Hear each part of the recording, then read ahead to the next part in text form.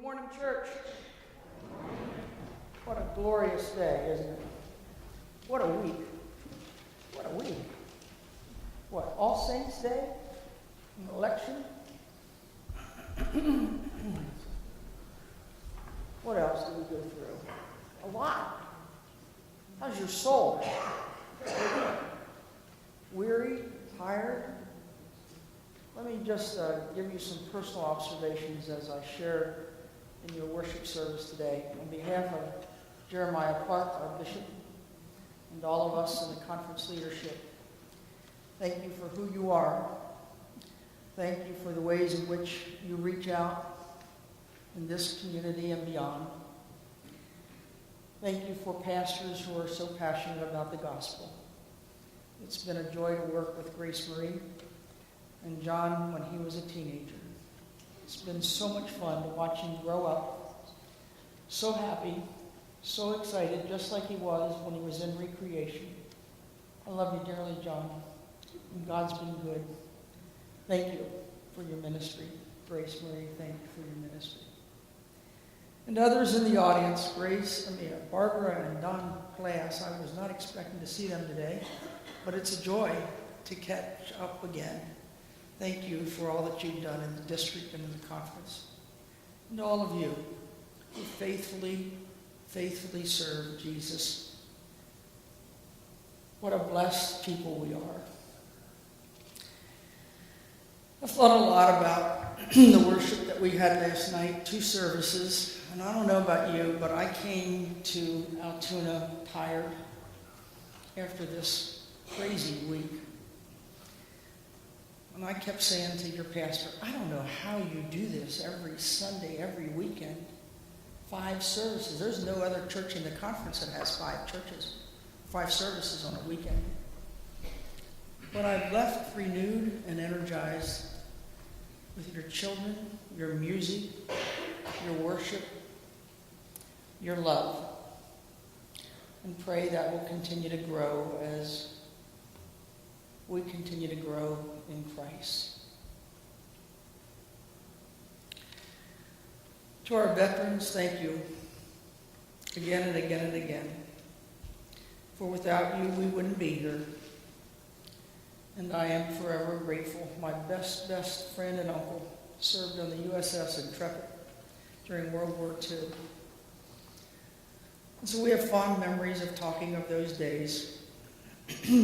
As our World War II veterans are dying at the rate of 1,000 persons a day.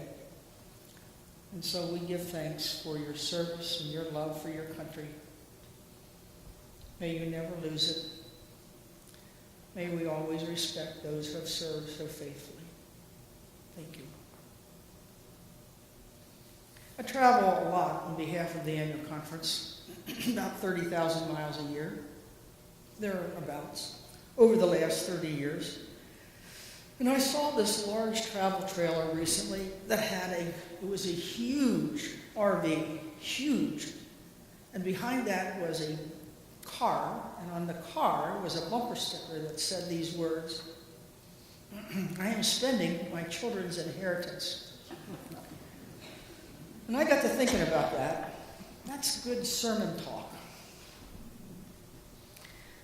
Parents often plan ahead so that we can give our children an inheritance. So since I work in the area of estate planning and financial planning and manage money for about $40 million for churches all across the annual conference, I began to think, as I do a lot when I'm traveling quietly, listening to good music,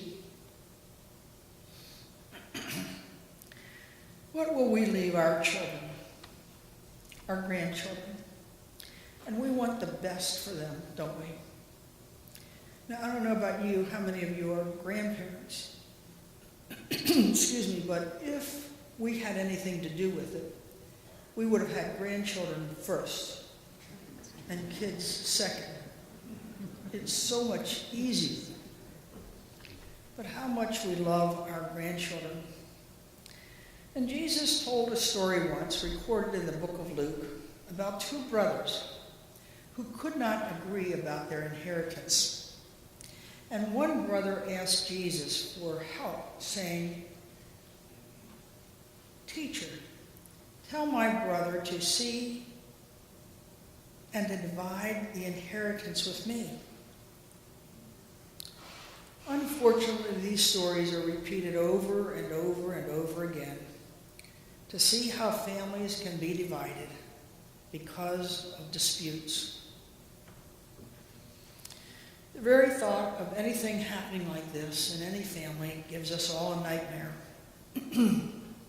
So when this brother asked Jesus to act as a judge in the inheritance, Jesus responded in a very, very curious way, didn't he? He raised the question, "So who appointed me to be the judge or the arbitrator over you?" And his response, I'm sure, caught them off guard. But Jesus, as usual, knew that the most important thing for this brother was not a specific answer to his immediate question, but rather it was important for the brother to see that his priority and his energy and his passion were all in the wrong place. And so Jesus answered with these words, "Take care, be on guard against all kinds of greed, for life does not consist in the abundance of our possessions." Or as Eugene Peterson paraphrases Jesus in the Message, life is not defined by what you have, even when you have a lot. I thought I'd share with you this morning some of my stories of my own journey. Thank you, Pastor.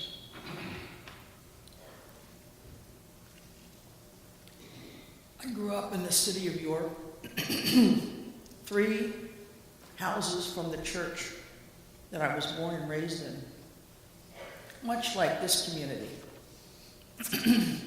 My father was blind, never earned more than $70 a month when I was a kid from the state of Pennsylvania because of his blindness. He never saw his 3 children. I was the oldest, a brother and a younger sister.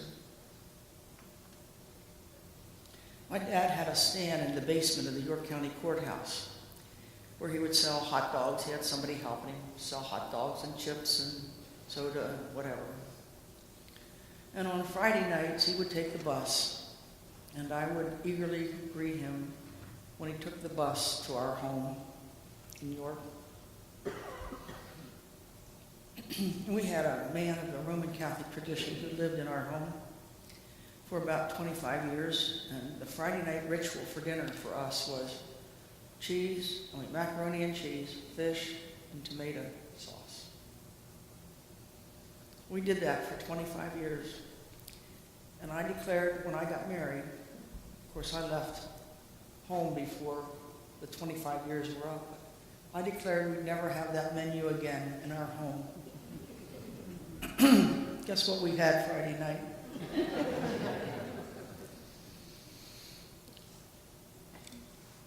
My mother worked in a hospital, and she would walk about 12 blocks to the hospital, and she worked in the laundry.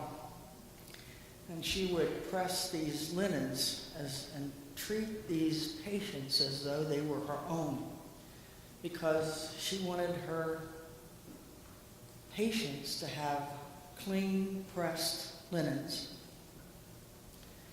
I'd walk with her after school down the hallway to drop these linens off at the nurse's station. On Friday night after dinner, my dad would count the money, open up a cloth bank bag with the seal of York Bank and Trust on it, and he would dump the money out, and with his touch of his hands, he could identify what the coins were. York 4th, John. With his limited eyesight, he could catch the denomination. And my mother we didn't have a rec room or a great room. My parents never owned a car. They never owned a TV. But my mother would lay out all of the bills, and she would help my dad put the cash Can you imagine? Cash.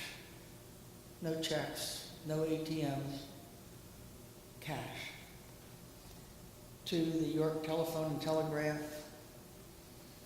York County Gas Company, everything was locally owned.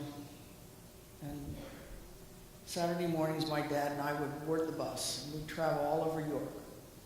And I would gather with him the bills to be paid at the local stops. When we were finished paying the bills, we'd stop at Fox's Bakery in York, which was located behind Gregory's men's store, if anybody remembers anything about York, Pennsylvania.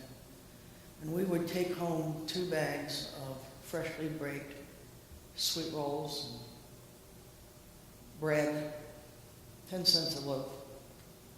It's 10 cents to ride the bus. And on Sunday mornings, my dad would line us up at the doorway, and if we weren't ready for church in the morning, my dad made sure we were there because he'd just come in and pick up the mattress, and we'd roll off the mattress. And he'd say, you have X amount of minutes to get to church and Sunday school. But Dad would open up a little bonton box, which I still have in my possession, with the coins, so that he would count out the tithe for us to be divided as a family, and he'd line us up at the door, and from the oldest to the youngest, he would empty out that box to make sure that we were giving money in Sunday school and in church. And it's by the grace of God and the church that I am where I am today. It's also by the grace of God that I had parents who expected me to be in church. No exceptions, no discussion. Later we got married, and at a young age, we were married 52 years.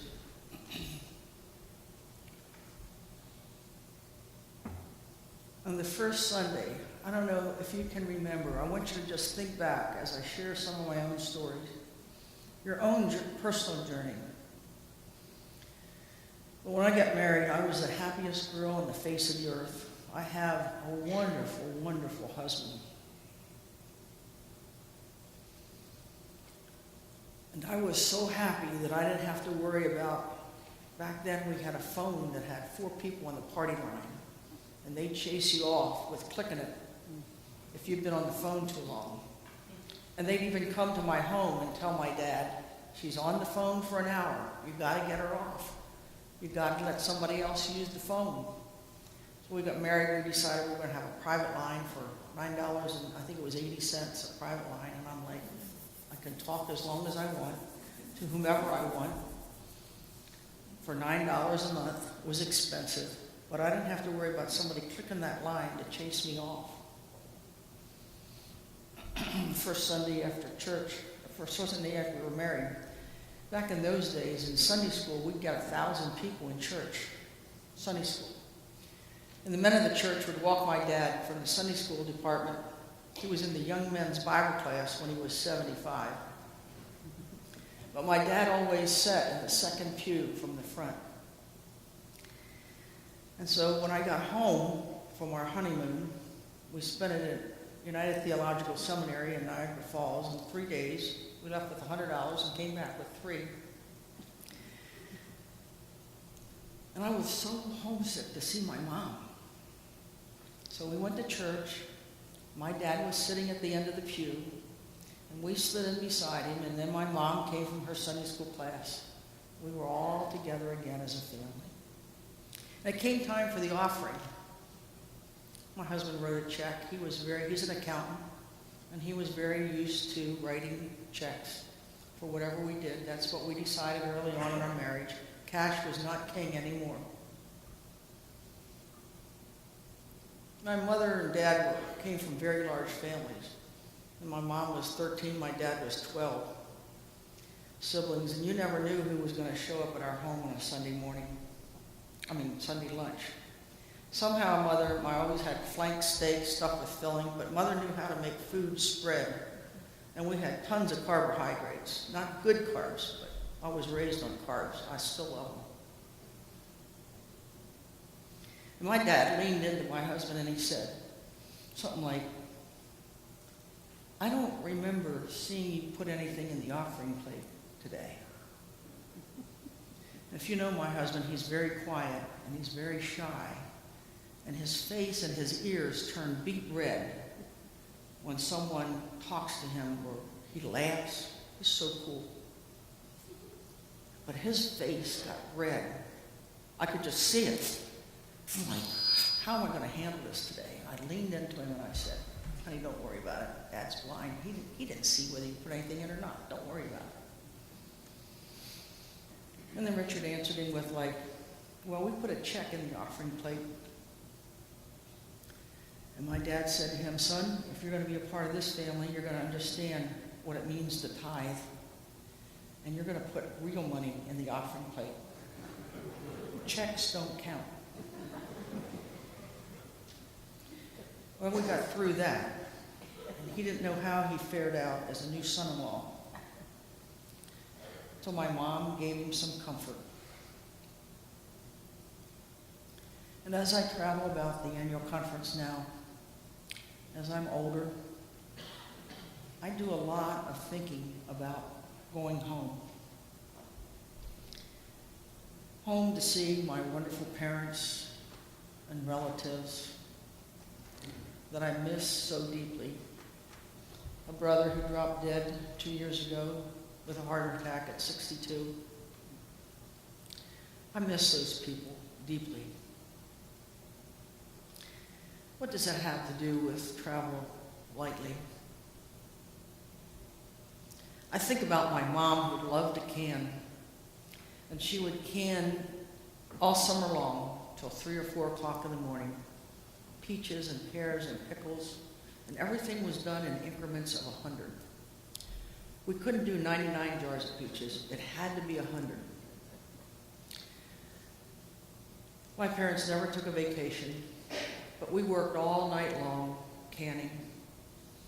And in the wintertime, as people came to visit at dinner, Mother would send them home with a basket of freshly canned goods that she knew Pastor Grace would like. Maybe a jar of peaches, a jar of pickles, a jar of pears, with a nice little tea cloth in it, freshly ironed, and a note saying thank you for sharing dinner with us. My mother was the most generous, giving person I have ever known. And Mom never gave anybody the leftovers. She always gave from the first fresh, off of the table, homemade goodies. And she loved to cook. I don't have her gift. And I miss her so much. So I think as we begin to think about what it means to be a giver in the church of our time and our talents, our gifts, sometimes we tend to give God the leftovers, not of our first fruits. And as I watched this congregation last night, in both of your services, the Spirit of God is unlike any I have witnessed for many years. Whether it's pastoral leadership, or your leadership, there is a love in this church that is profound. A love for Christ and a love to serve others. So are we really traveling lightly? I'll share with you in closing a story in our home that for Richard and I, it's really overwhelming for me many times when I go home at night. And I'm really tired. And my husband has our home, nice candles, nice smell, fireplace on, trying to make it comfortable for me to just relax, because I tend to be a very intense person, those of you who know me. And in our back room, there is a shelf with Department 56 houses, and it looks like Christmas all year long in our home.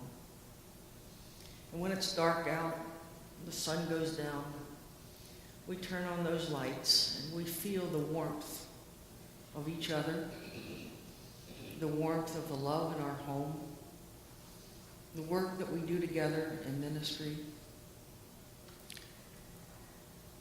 And not so long ago, our sons, we have 2 boys and 3 grandchildren. And our granddaughter, who's 17, has already put a request in for my wedding rings and my college ring. What's that about? She's 17.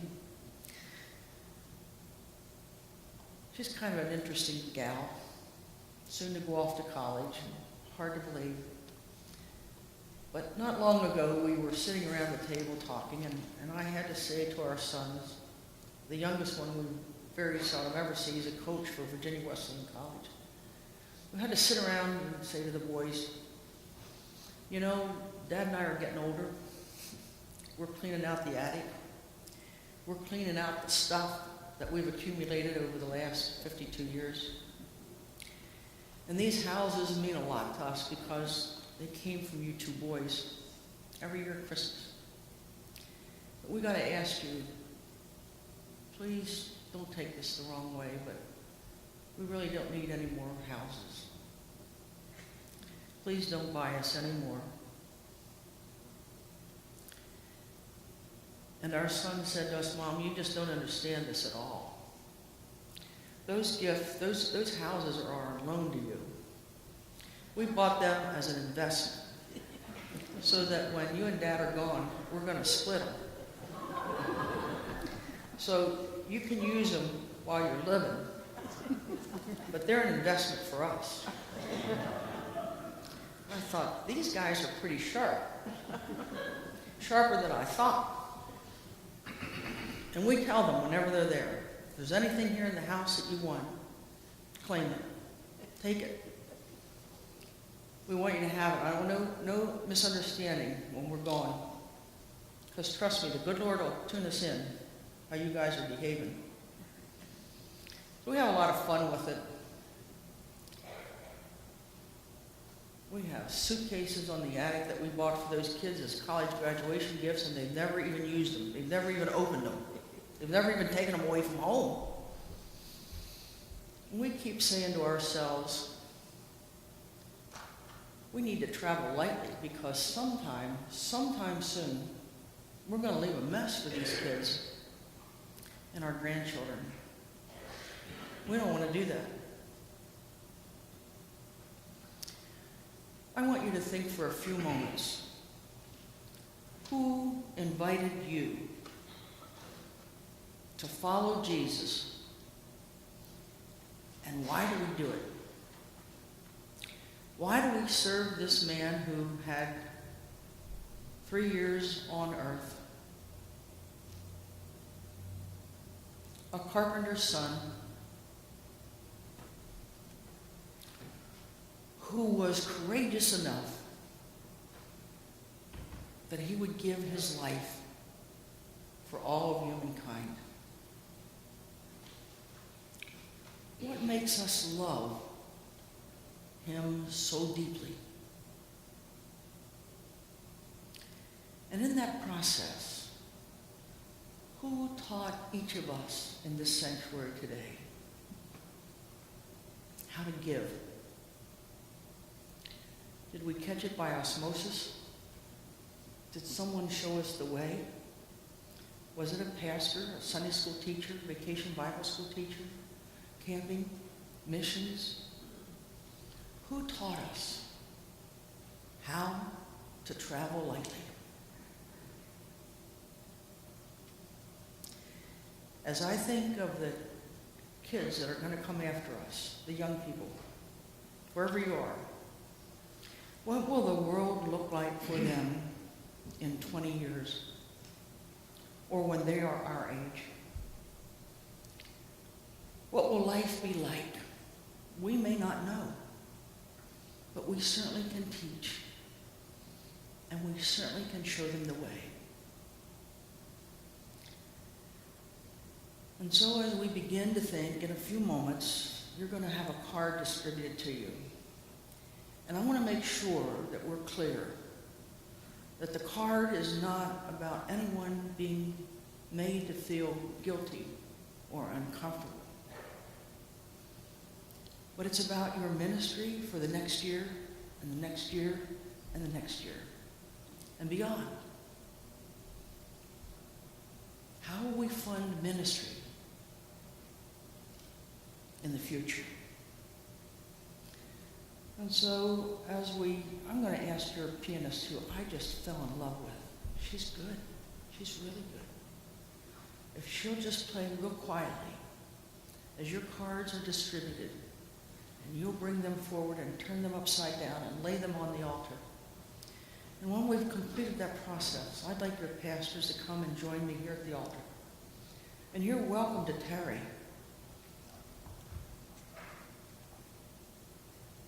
We'll consecrate the cards.